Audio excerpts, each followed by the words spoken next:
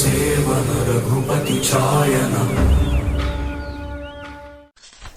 తండ్రి మాట వేదవాక్కుగా, గురుబాట ఆదర్శంగా తీసుకుని వినయ విధేయునిగా నిలిచాడు.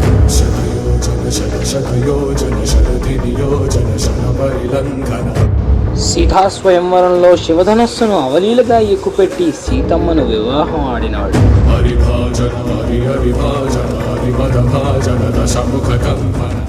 సోదరులపై అభిమానం, భార్యపై ప్రేమ, తనని నమ్మిన వారిపై అండగా ఉండి ఆపద్బాంధవుడిగా కీర్తి పొందాడు.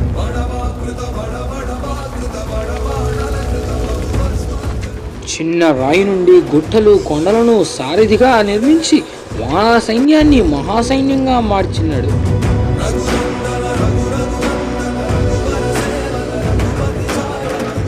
రాక్షస మహాసైన్యాన్ని, అసురగణాన్ని, ఆఖరిగా రావణుణ్ణే కంపించి ఒక్కొక్కరికి సింహస్వప్నం అయ్యాడు.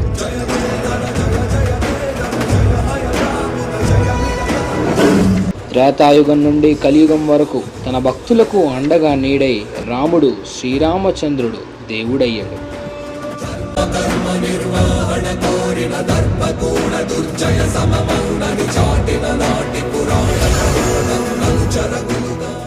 రఘుకుల